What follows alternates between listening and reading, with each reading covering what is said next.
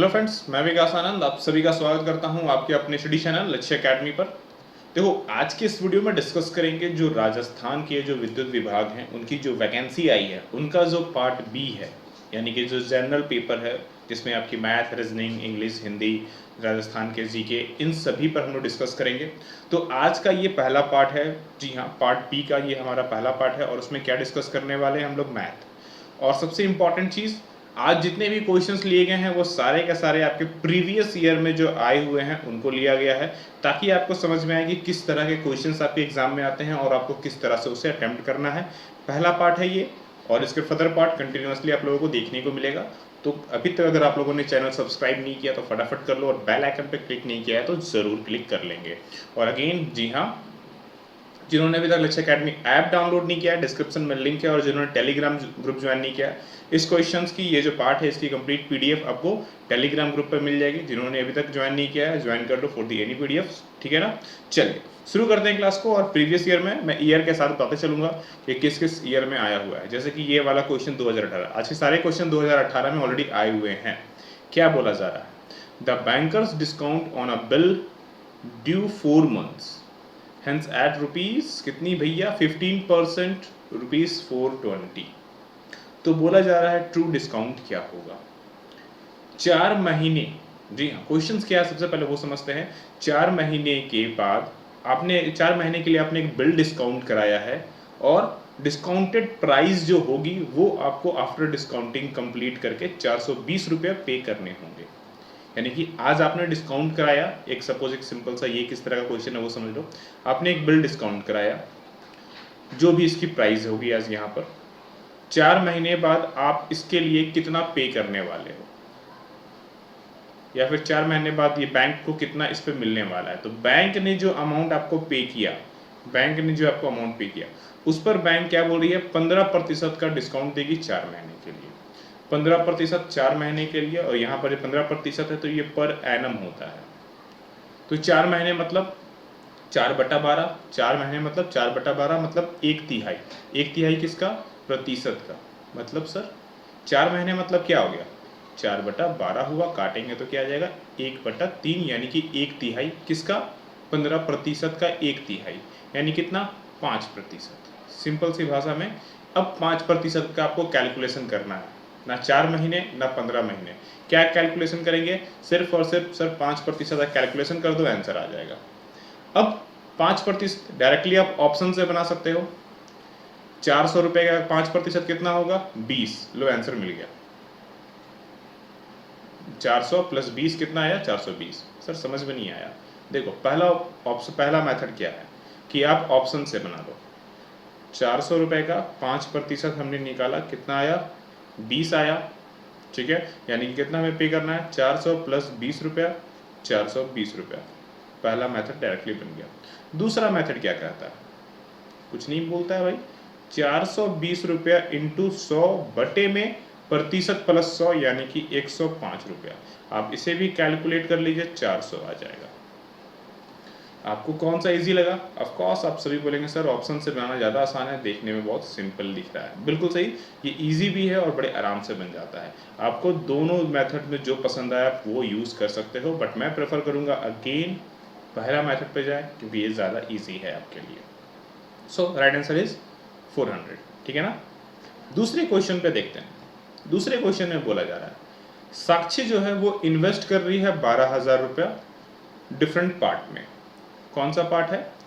12% earn करने के लिए वो 120 रुपया एक स्टॉक में अर्न करती है, यानी कि 120 रुपया इन्वेस्ट करती है किसी स्टॉक में, तब उसे 12% की अर्निंग होती है।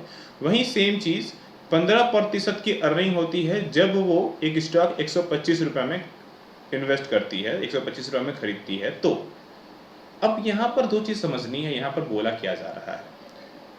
12% स्टॉक एट 120। कहने का मतलब ये है कि आपको जो प्रतिशत कमाई होने वाली है, जनरली हम लोग क्या देखते हैं कि प्रतिशत के नीचे हमेशा क्या होता है? 100 होता है, ये गिवन होता है, ये हम लोगों को पता है।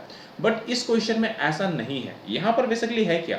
12% का 120, कहने का मतलब ये हो गया कि 12 बटे में 120, 12 बटे में 100 नहीं, 12 बटे में 120, 15 बटे में 100 नहीं आएगा, 15 बटे में 125 आएगा। क्या आएगा, मैंने बोला 12 बटे में 120 और 15 बटे में 125 आएगा। अब सिंपली से कैलकुलेट कर लेंगे तो कितना आ जाएगा, काट के 1/10, इसको 5 से काटेंगे तो ऊपर 3 आ जाएगा और यहाँ पर 25 आएगा। कहने का मतलब ये है कि अगर आपने 10 रुपये इन्वेस्ट किया है तो आपको 1 रुपये की कमाई हो जाएगी। आपने 10 रुपये डाला है तो 1 रुपया मिल जाएगा, 25 रुपये डाला है तो 3 रुपये की आपको कमाई मिल जाएगी। सिंपल सा फंडा यही है यहाँ पर। यहाँ तक समझ में आ गया, चलो बहुत बढ़िया। इन्होंने बोला है कि टोटल डिविडेंड जो इनको मिलता है वो 1360 रुपया का है। टोटल डिविडेंड यानी कि इस 12,000 पे जो टोटल अर्निंग हुई वो कितनी हुई है, 1360 रुपए की। हाउ मच इन्वेस्ट, भैया कितना इन्वेस्ट किया उन्होंने 12% वाले पार्ट में, यानी कि ये पहला वाला पार्ट में उसने कितना इन्वेस्ट किया है आपको ये बताना है। देखो सबसे इसमें ना 2 तरीके होते हैं, आप इसमें x मान लो फिर इसको 12,000 माइनस x मान लो। भाई ये वाला मेथड मत अपनाना, बहुत बेकार है। अगेन बोलो बहुत बेकार है। सबसे आसान तरीका ऑप्शन से बनाना स्टार्ट कर दीजिए। अगर आपने दो पार्ट हो गए हमारे पास, ठीक है ना, एक ये मान लेते हैं ये जो 12% वाला है वो पार्ट ए है और ये जो 15% वाला है वो पार्ट बी है। और यहाँ पर आपको चूंकि 12% पूछा है तो जो आंसर होगा वो पार्ट ए का होगा। हम पार्ट बी खुद से सोच लेते हैं। अगर आपने पार्ट ए में 4,000 इन्वेस्ट किया है तो जाहिर सी बात है इसमें 8,000 इन्वेस्ट करोगे तभी तो 12,000 होगा। सेम उसी तरह से इसमें 7,500 इन्वेस्ट करोगे, ठीक है, 1,000 आप इसमें और कम कर दो यानी कि 6,500 आप यहाँ इन्वेस्ट करोगे और यहाँ पर कितना इन्वेस्ट करोगे तो भाई इसमें 6,000 इन्वेस्ट करोगे। ये तो आपको पता चल गया। कैलकुलेशन सिंपली 4,000 में कितना आएगा, 1/10, 4,000 का 1/10 यानी कि 400 रुपए की अर्निंग होगी। दूसरे में कितना आया, 8,000 गुना 3/25। ये सब कैलकुलेशन आप भरभली दिमाग में कर सकते हो। 25 से अगर आप इसको काटोगे तो कितने बार में जाएगा, फटाफट कैलकुलेट करिए कितने बार में जाएगा ये। अगर हम इसको 25 से काटते हैं तो 25 या 75, हमारे पास कैरी बच जाएगा 5 बच जाएगा और 25 गुना 50 यानी कि 320। 320 को मल्टीप्लाई कर दीजिए 960, 960 और 4 जोड़िए 1360, आंसर आ भी गया। 1360 रुपये अर्निंग हो रही है, 1360 रुपये ऑप्शन में मिल गया। पहले ऑप्शन में ही आपको आंसर मिल गया है, बाकी ऑप्शन छूने की मतलब भी नहीं है। सो राइट आंसर क्या मिल गया हमें, ऑप्शन नंबर ए। यानी कि अगर ये यहाँ पर 12% भी पूछ रहा है तो आप 4,000 बोल दीजिए कि यहाँ पर भाई इसने 4,000 इन्वेस्ट किया है और यहाँ पर इसने 8,000 इन्वेस्ट किया है, आपको आंसर मिल चुका है। क्लियर है। आप चाहें तो बाकी फर्दर ऑप्शंस भी आप यहाँ पर ट्रीट कर सकते हैं, कोई इश्यूज नहीं है उसमें, ठीक है। ट्राई करके देखिए कि क्या 1360 आता है, ऑफकोर्स नहीं आने वाला है। क्लियर है ये चीज, चलो बहुत अच्छे। अगले क्वेश्चन पर आते हैं।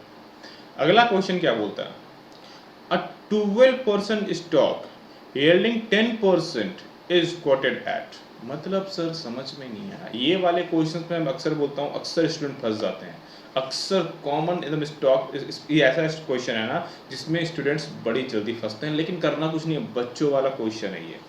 सबसे पहले क्वेश्चन समझना है, क्वेश्चन में क्या बोला गया है। आप 10%, आप कहीं पर पैसे इन्वेस्ट करते हो और 10% के हिसाब से अर्निंग करते हो। अगर आपको वही प्रतिशत जो अर्निंग हो रहा है, जो 10% के हिसाब से आपने जो अर्न किया है, वहीं पर अगर आपको 12% यानी कि 12 अर्निंग करनी हो तो क्या करना होगा। मतलब सर एक सिंपल सा क्वेश्चन, 10% या 10 रुपए है, मान लेते हैं हम लोग रुपए हैं, 10 रुपए अर्न करने के लिए 10% के हिसाब से आपको कितने रुपए इन्वेस्ट करने होंगे।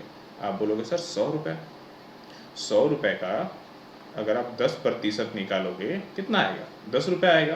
तो इसका मतलब हम ये बोल सकते हैं कि सर 10 रुपये को कमाई करने के लिए और 10% के हिसाब से हमें 100 रुपये इन्वेस्ट करना होगा। सेम चीज़ अगर आपने ये कर लिया, क्वेश्चन बन गया। क्वेश्चन में क्या बोला, 12 कमाई चाहिए। भाई 12 रुपये अर्निंग करने के लिए मुझे कितनी इन्वेस्टमेंट करनी होगी, बस सिंपली क्रॉस मल्टीप्लाई कर दो। 100 इंटू 12 बटे में 10। मैं हमेशा बोलता हूँ क्रॉस मल्टीप्लाई मैजिक होता है। 120, बस बन गया आंसर। देखो मैथ में आपको एक चीज हमेशा सीखनी है, खुल के बोलता हूँ, एक चीज हमेशा सीखनी है, वो है ये क्रॉस मल्टीप्लाई। अगर ये क्रॉस मल्टीप्लाई आपने सीख लिया, मैथ के 95% क्वेश्चंस आपके हाथ में हो गए बिना किसी फॉर्मूले के। 95%, जी हाँ 95% की बात कर रहा हूँ, पूरे के पूरे सॉल्व हो जाएंगे बिना किसी फॉर्मूले के। क्रॉस मल्टीप्लाई सिंपल सा बोलूँ ब्रह्मास्त्र है बॉस, ब्रह्मास्त्र। जी हाँ, इसको अच्छे से इस्तेमाल करना सीख जाओ, हर युद्ध जीत जाओगे, हर युद्ध हर जंग आपकी होगी। बस ब्रह्मास्त्र का इस्तेमाल करने आना चाहिए, सही समय पर सही इस्तेमाल, यही है नियम।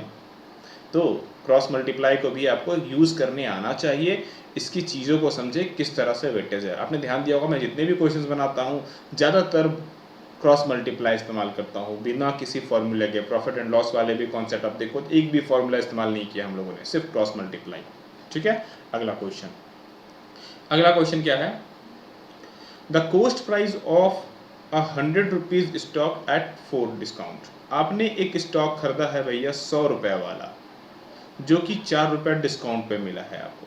आपने जो स्टॉक खरीदा है 100 रुपये वाला, 4 रुपया डिस्काउंट के साथ में खरीदा है और ब्रोकरेज दिया है 1/4। तो बताना है कोस्ट प्राइस क्या है उसकी। कोस्ट प्राइस कितनी लग गई आपको? देखो यहाँ पर अक्सर गलतियाँ होती है स्टूडेंट से। क्या गलतियाँ होती है वो बताता हूँ। सबसे पहला चीज़ कि वो क्या कैलकुलेट करते हैं, 100 में से 4 रुपया घटाया 96 रुपये आया और इसका वो 1/4% निकाल लेते हैं, जो कि गलत है। ऐसा क्यों?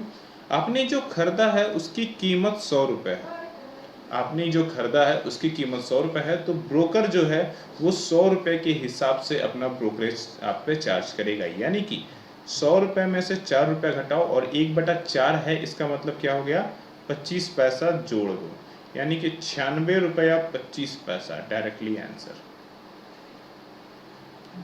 और आप इसे कैलकुलेट करोगे तो इसमें आपका आंसर आ जाएगा 96 रुपये 24 पैसे। कितने आएंगे? 96 रुपये 24 पैसे। यानी कि आप ऑप्शन बी चूज कर लेते हैं। ऐसे ऑप्शंस आपको मिल जाते हैं और ये भी आपके एग्जाम में आपको गलती करवाते हैं।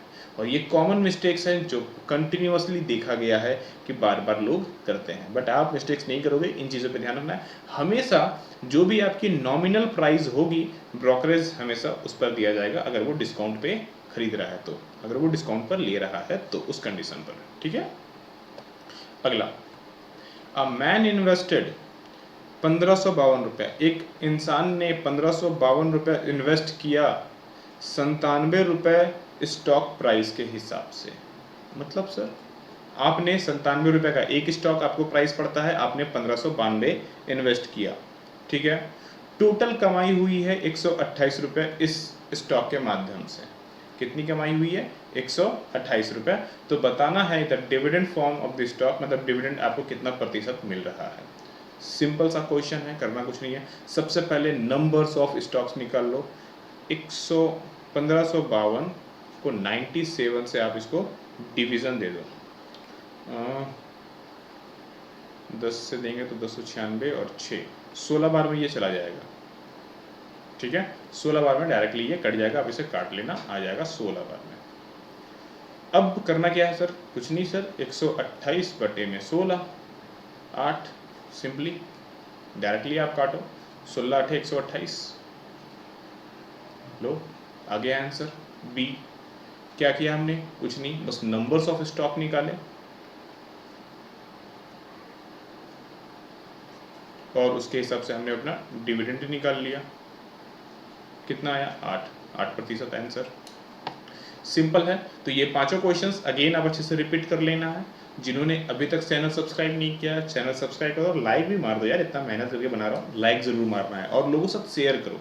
और हर एक चीज़ों को properly steps by step calculation करके ट्राई करेंगे। नेक्स्ट क्लास में इसके हम लोग जो बाकी जो फर्दर एमसीक्यूज हैं वो भी डिस्कस करेंगे आप लोग साथ में। मिलते हैं, तब तक के लिए पढ़ते रहिए। आप सभी लोगों को राधे राधे।